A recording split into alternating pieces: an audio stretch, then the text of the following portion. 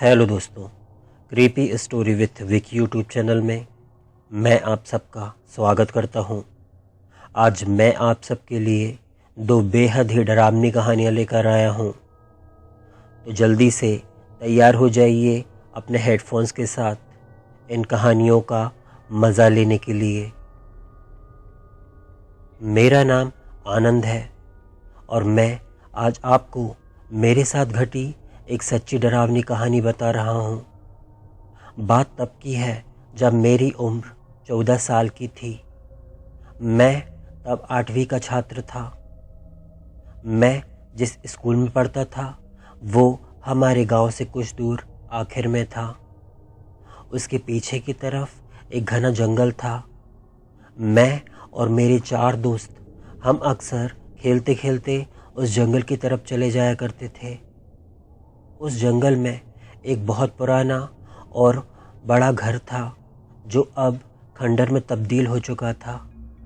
वहाँ जाने से अक्सर गांव के लोग और हमारे टीचर्स हमें मना किया करते थे, पर सब जानते हैं कि वो स्कूल टाइम की एक उम्र ही कुछ ऐसी होती है कि हमें जिस काम को करने के लिए मना किया जाता है हम वही काम करते हैं।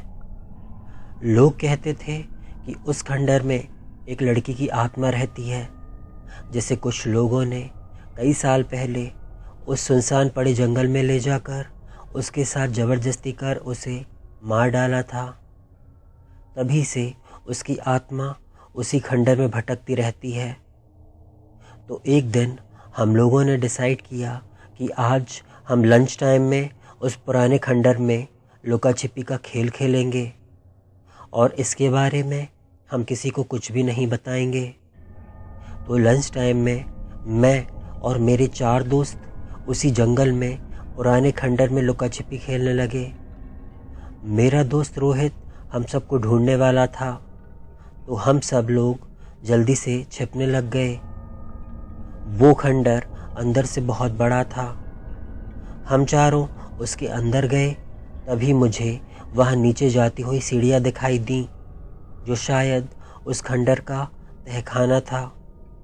हम लोगों ने सोचा ये छुपने के लिए सबसे अच्छी जगह होगी और मैंने अपने मोबाइल की टॉर्च ऑन कर ली और हम चारों उन सीढ़ियों से नीचे उतर गए। वहाँ बहुत ज़्यादा बुरी बदबू आ रही थी, जैसे वहाँ कुछ सड़ गया हो, और वो घर पुराना होने की वजह से जगह जगह गंदगी पड़ी थी। हम सब वहाँ गए और वहाँ पड़े पुराने कबाड़ के पीछे छुप गए। अब हमें उस समय तो बड़ा मज़ा आ रहा था, तो हमने आगे पीछे कुछ नहीं देखा।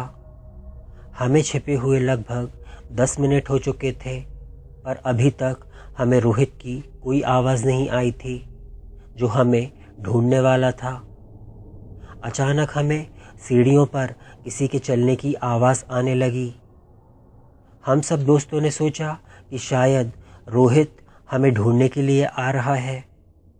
हम सब बिल्कुल शांत बैठे थे। तब अचानक से उस तहखाने में और बदबू आने लग गई। अब हमारा वहाँ बैठे बैठे बहुत बुरा हाल हो गया था और वो सड़ी बदबू इतनी बढ़ गई थी कि हमारा दम घुटने लग गया था कि अचानक हमें जो आवाज़ सीढ़ियों से आ रही थी वो भी बंद हो गई। तहखाने में अंधेरा था, तो हमें कुछ साफ साफ दिखाई भी नहीं दे रहा था। तभी हमने सोचा कि रोहित हमें ढूंढते हुए वापस ऊपर चला गया है। तब मेरा दोस्त आनंद मुझसे बोला कि चलो यार, अब हमें यहाँ से निकलना चाहिए, और कुछ देर यहाँ रहा तो इस बदबू से मेरा दम घुट जाएगा और हमारा लंच टाइम भी अब ख़त्म हो गया है। टीचर्स को अगर इस बारे में पता चल गया तो हमें बहुत मार पड़ने वाली है और फिर घर वालों को भी इसकी शिकायत की जाएगी। इसलिए हमें यहाँ से जल्दी निकलना चाहिए। हम सभी जाने वाले थे कि हमें दीवार पर कुछ बहुत बड़ी सी चीज़ चलते हुए दिखाई दी, पर अंधेरे में हमें कुछ साफ नहीं दिख रहा था। इसलिए मैंने अपने मोबाइल की टॉर्च ऑन की और वहाँ देखने लग गया। तब हम सब ने दीवार पर जो देखा उससे तो हमारे होश उड़ गए। हमने देखा कि दीवार पर एक लड़की छिपकली की तरह चिपकी हुई बैठी है। उसके बाल बिखरे हुए, 2 सफ़ेद चमकती आँखें, काला चेहरा और उसके बड़े बड़े दांत।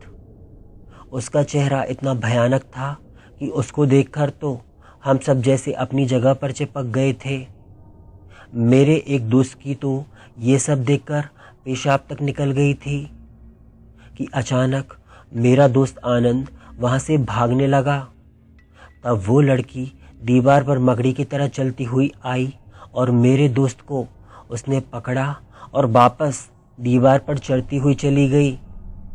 उसने मेरे दोस्त को इतनी आसानी से उठा लिया जैसे उसने कोई कागज़ के टुकड़े को उठाया हो, और वो मकड़ी की तरह चलती हुई अंधेरे में कहीं गायब हो गई। मेरे दोस्त के दर्द से चिल्लाने की आवाज़ आती रही और हम सब ये देखकर वहाँ से भागे और खंडर से बाहर आ गए। वहाँ रोहित खड़ा हुआ था। तब उसने हमसे पूछा कि हम आखिर इतना डरे हुए क्यों हैं। हमने उसे सारी घटना बताई। तब वो हमसे बोला कि मैं तो खंडर में गया ही नहीं था, मुझे अकेले अंदर जाने में डर लग रहा था, तो मैं कब से तुम सबको आवाज़ लगाकर बुला रहा हूँ। तब हम सब ये सुनकर भागते हुए सीधा स्कूल पहुँचे और हमने हमारे साथ घटी हुई घटना अपने टीचर्स को बताई। तब वो सब हमारे साथ उसी खंडर में गए और हम सब आनंद को ढूंढने लगे। हम तब तक ये खबर गांव में भी फैल गई थी और गांव के लोग भी वहां आ गए थे। हम सब ने मिलकर उसे बहुत ढूंढा, पर फिर आनंद हमें कभी नहीं मिला। इस घटना के बाद हमने उस जंगल में जाना छोड़ दिया। आज खंडर पूरी तरह से गिर चुका है, पर अभी भी गांव के लोग वहां जाने से कतराते हैं। आज जब भी मैं इस घटना के बारे में सोचता हूँ तो मुझे मेरे दोस्त आनंद की याद आती है। काश उस दिन अगर हम सब ने अपने बड़ों की बात मान ली होती तो शायद आनंद आज हमारे बीच होता।